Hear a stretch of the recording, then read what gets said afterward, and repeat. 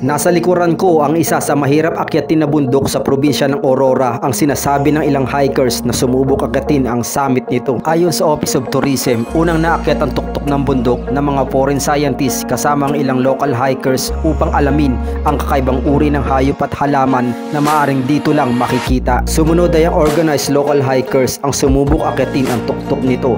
Ngunit lahat sila ay hindi na ituloy na marating ang tugatog ng bundok, kaya walang naisama sa kanilang dokumento kung ano nga ba ang kakaiba sa bundok na ito bago marating ang tuktok.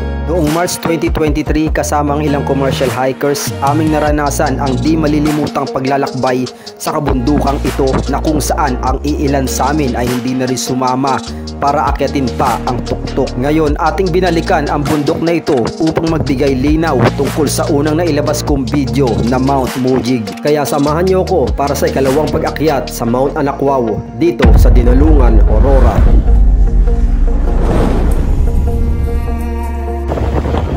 (9:30 ng umaga nang makarating kami sa bayan ng Dinalungan. Dumiretso kami sa Office of Tourism para makipagkita kay Sir Berhel, isa sa opisyalis ng tourism. So, Sir Berhel, good morning! Good morning! Kasunod ay bumiyahin na kami papuntang jump off sa Bulawan Falls, isa sa pinagmamalaking tourist spot ng probinsya ng Aurora dahil sa napakalinaw ng tubig dito. Pagkababa ng van, nagprepare na kami para sa pag-akyat ng bundok. So guys, river trekking tayo kaya magchichinelas lang muna tayo. Bago simulan ang trekking, nag-advise and orient muna ang ating organizer na si Jolas. Pasensya lang. Mula dito sa Japa, papuntang campsite, tutukos tayo ng 5 oras hanggang 6 na oras. Papuntang campsite lang ngayon. So at 10:55 nag-start na yung trekking namin mula dito sa Bulawan Falls. So kita-kita mula dito, kita-kita yung waterfalls dito sa Bulawan. So dito, mula dito kami aakyat hanggang marating yung campsite. Last March lang namin inakyat yung bundok na to. Ngayon kami pa rin yung pangatlong umakyat. So mula noon walang umakyat dito sa bundok ng Mount Anakwao, kaya naging masukal yung mga trail dito. Kaya kinakailangan pang i-bushwalk ng kasama naming guide. Bali pang-4 na river crossing na namin ito. Mabuti na lang magandang panahon kaya hindi malakas ang agos at mataas ang tubig. Sumunod sa kagubatan naman kami pumasok. Papalit-palit lang, tatawid ng ilog tapos ilang minuto na lakaran sa kagubatan. Ngayon, pababa naman kami galing sa Kakahuyan, tapos tatawid ulit sa ilog. Bali pang 5 river crossing na ito, mga 8 ilog ang tatawirin mo dito bago makatawid sa kabilang bundok.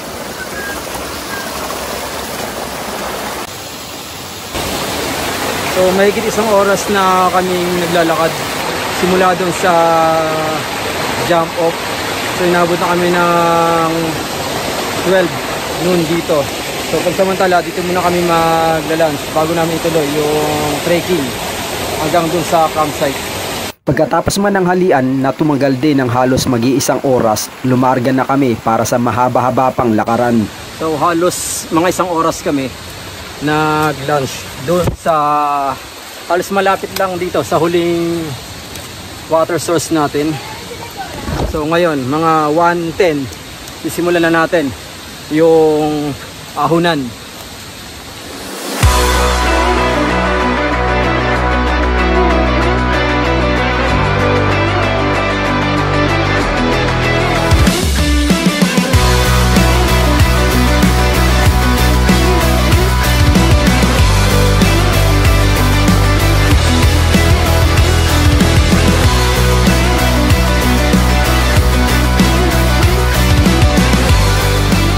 Tapos ng mga 40 minutes na ahunan, yun, sa patag na kami at pansamantalang magpapahinga muna kami dito dahil sobrang pagod na mga manlalakbay.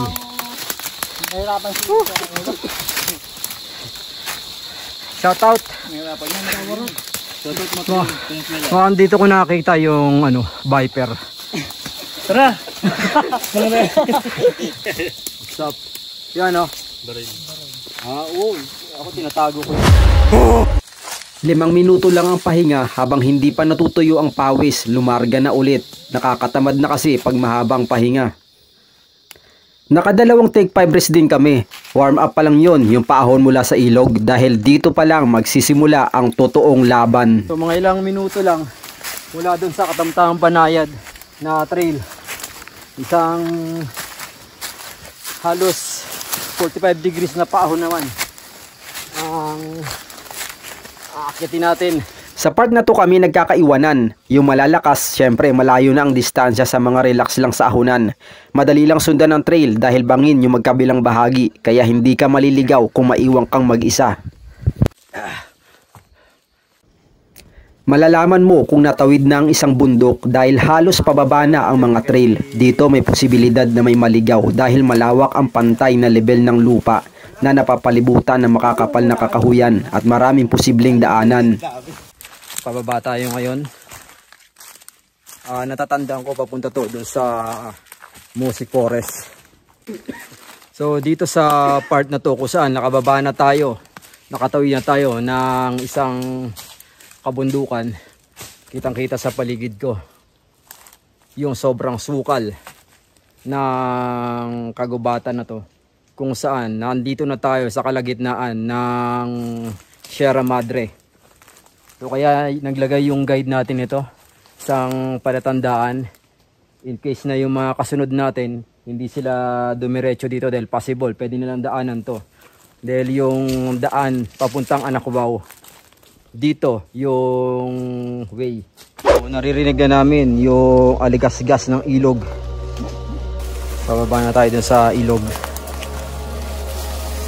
Makakapag-refill na tayo ng tubig.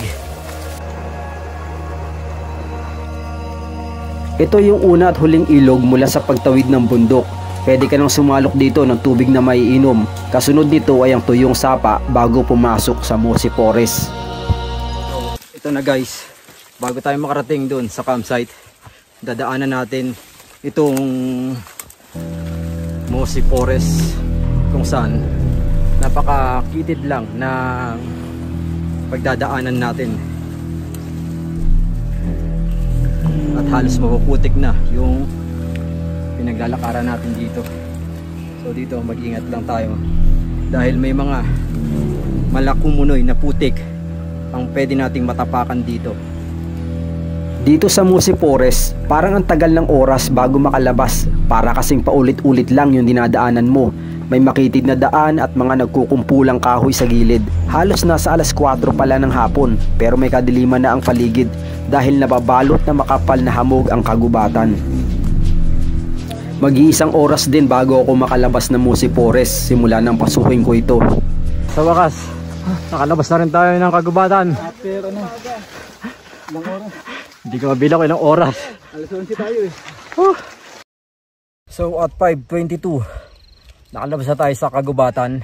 Nandito na tayo sa open field kung saan nandun na sa bandang itaas yung campsite. So pansamantalang pahinga muna tayo dito.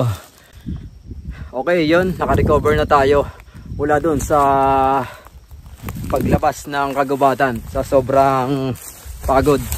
Ngayon pupunta tayo dun sa campsite, paakyat dito.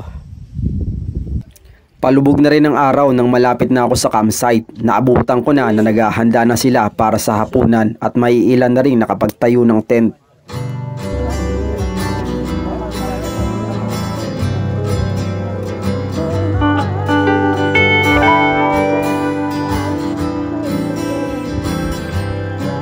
Kinaumagahan, may ilan sa amin decided na kagabi pa na hindi sasama sa pag-akyat sa tuktok dahil sa sobrang pagod na naranasan kahapon. Habang tumatagal nung makakain na ng agahan, may ilang nagbago ang isip at gusto na rin sumama sa pag-akyat. Ayun yung summit doon, di ba? Oo. Sabi Malaengkantado daw yun, sabi ni Bino. Eh, hindi pa nga siya nakaakyat. Paano niya sabi? Bino? O ba? Si Bino ba? O si Jolas? Ah, si Jolas. Jolas, yun. Oh guys, yun yung organizer namin. Paligid na lang yan. Eksakto alas 9 ng umaga umalis kami sa campsite para akyatin ng tuktok. Hindi ko na masyadong matandaan ang direksyon sa talahiban kaya dumiretso na kami sa ilog. Ito kasi ang mas natatandaan ko na mas madaling tumbukin ang papasok sa gubat paakyat ng bundok. Dahil bago yung mga nakasama nating guide ngayon, hindi nila kabisado paakyat doon sa summit ng bundok. So dahil pangalawa ko na to, ako yung nagtuturo kung saan mga posibleng daan na natatandaan ko pa paakyat sa bundok. So yung guide natin nasa unahan, hinahanap niya kung saan yung mga posibleng daanan papunta doon sa tuktok. Ngayon naghiwalay muna kami ng guide dito sa kabila para alamin kung may posibleng daan dito. At ako dito naman habang hinihintay namin yung iba pang kasama namin. Sinusundan lang nila itong ilog.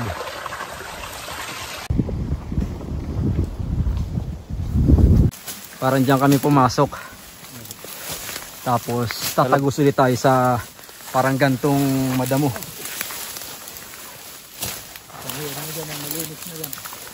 Okay.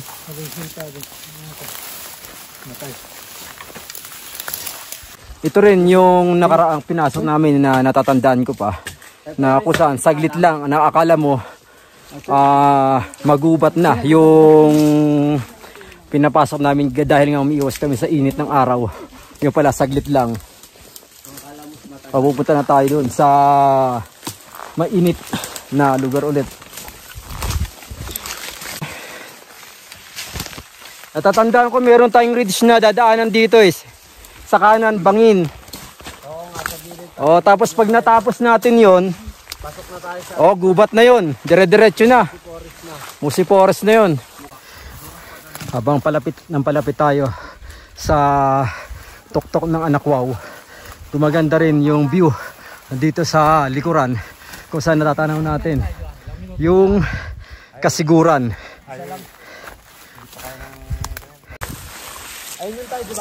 Ito yung bangin. Mula dito ay ilang minuto na lang papasok na tayo sa Musi Forest.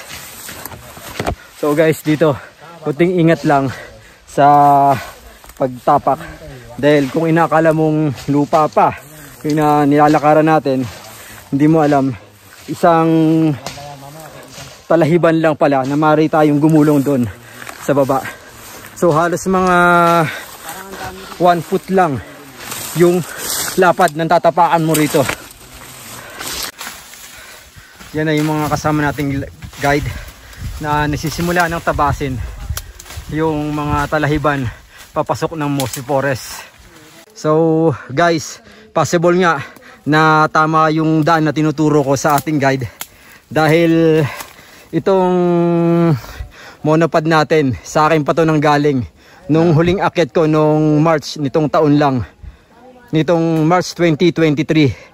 Natagal lang kami sa paghahanap ng kuweba dahil ito lang ang tanging daan para maakyat ang tuktok ng bundok. Kaya eksklusibo kong ginawa ng video ang paghahanap at pagpasok sa ibang bahagi ng kuweba bago ituloy ang pag-akyat sa tuktok ng bundok. So guys, ito na. Pasukin na natin yung kuweba.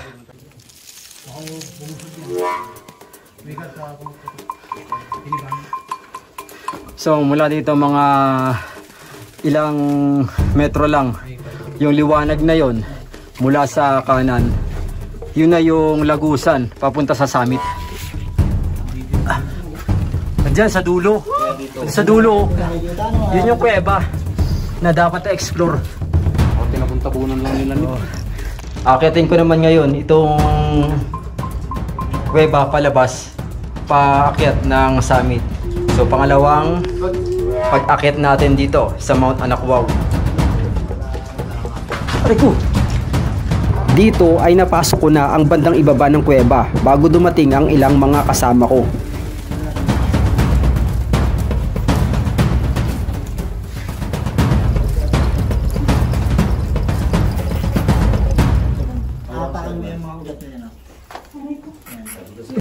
So mula dito pagka tagos dito sa kuweba, ito na yung summit paakyat. So mga 30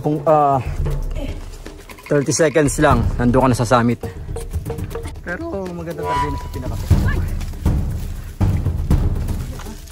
Sige, okay lang. Video ko eh.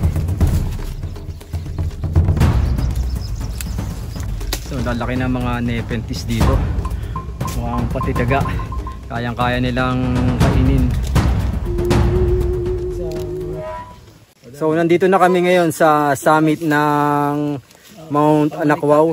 Wala tayong clearing ngayon. So nandito tayo sa itaas ng puno kung saan ito yung number 1 peak ng Mount Anakwaw.